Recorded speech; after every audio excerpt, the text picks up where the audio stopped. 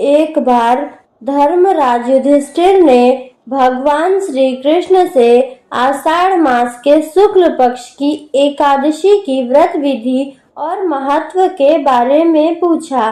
तब श्री कृष्ण ने बताया कि नारद जी ने भी इस व्रत के बारे में ब्रह्मदेव से पूछा था, तो उन्होंने कहा था कि यह व्रत सभी एकादशी में अच्छा माना जाता है, क्योंकि इस व्रत को करने से कलयुग में रहने वाले जीवों को स्वर्ग की प्राप्ति होती है। जो इस व्रत को नहीं करता है वह नरक में जाता है। भगवान श्री कृष्ण ने बताया कि आषाढ़ शुक्ल एकादशी को पद्मा एकादशी कहते हैं। इस दिन से भगवान विष्णु योग निद्रा में जाते हैं, इसलिए इसे देवशयनी एकादशी भी कहा जाता है। आइए जानते हैं देवशयनी एकादशी व्रत की कथा। कथा कुछ इस तरह से है। सतयुग में मानधाता नामक एक चक्रवर्ती सम्राट राज्य करता था। वह सत्यवादी, महान तपस्वी और चक्रवर्ती था। वह अपनी प्रजा का पालन संतान की तरह करता था। उसकी सारी प्रजा धन धान्य से परिपूर्ण थी और सुखपूर्वक जीवन यापन कर रही थी, किंतु भविष्य में क्या हो जाए यह कोई नहीं जानता। अतः वे भी इस बात से अनभिज्ञ थे कि उनके राज्य में शीघ्र ही भयंकर अकाल पड़ने वाला है। एक बार उसके राज्य में जबरदस्त अकाल पड़ गया और प्रजा अन्न की कमी के कारण अत्यंत दुखी रहने लगी। राज्य में यज्ञ बंद हो गए। अकाल से पीड़ित प्रजा एक दिन दुखी होकर राजा के पास जाकर प्रार्थना करने लगी, हे राजन, समस्त संसार की सृष्टि का मुख्य आधार वर्षा है। इसी वर्षा के अभाव से राज्य में अकाल पड़ गया है और अकाल से प्रजा मर रही है। हे भूपति, आप कोई ऐसा जतन कीजिए जिससे हम लोगों का कष्ट दूर हो सके। यदि जल्द ही अकाल से मुक्ति न मिली तो विवश होकर प्रजा को किसी दूसरे राज्य में शरण लेनी पड़ेगी। प्रजाजनों की बात सुन राजा ने कहा, आप लोग सत्य कह रहे हैं। वर्षा न होने से आप लोग बहुत दुखी हैं। राजा के पापों के कारण ही प्रजा को कष्ट भोगना पड़ता है।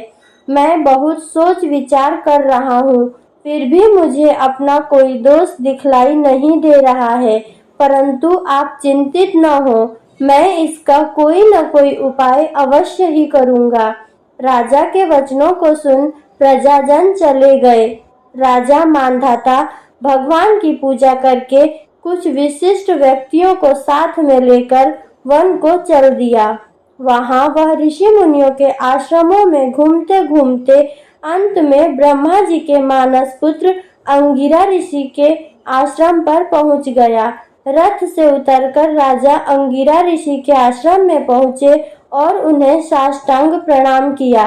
ऋषि ने राजा को आशीर्वाद दिया, फिर पूछा, हे राजन, आप इस स्थान पर किस प्रयोजन से पधारे हैं, सो कहिए।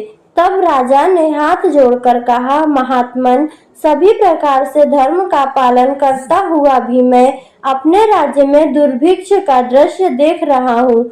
आखिर किस कारण से ऐसा हो रहा है, कृपया इसका समाधान करें। यह सुनकर महर्षि अंगिरा ने कहा, हे राजन, इस सतयुग में धर्म के चारों चरण सम्मिलित हैं। यह युग सभी युगों में उत्तम है। इसमें छोटे से पाप का भी बड़ा भयंकर दंड मिलता है।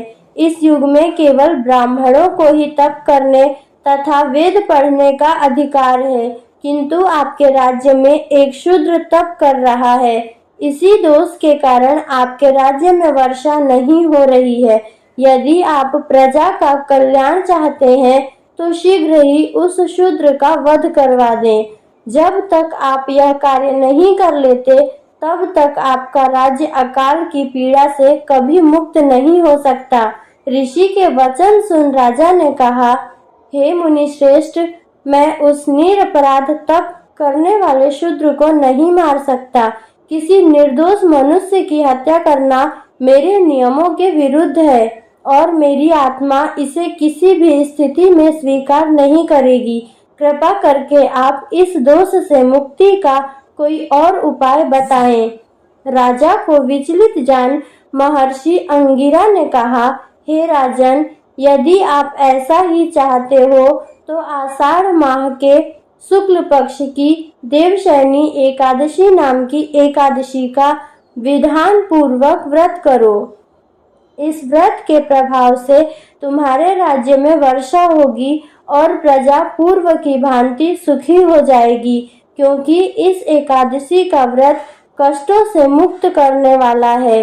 ऋषि के इन वचनों को सुनकर राजा अपने नगर वापस आ गया और विधान पूर्वक देवशयनी एकादशी का व्रत किया। इस व्रत के प्रभाव से राज्य में अच्छी वर्षा हुई और प्रजा को अकाल से मुक्ति मिली।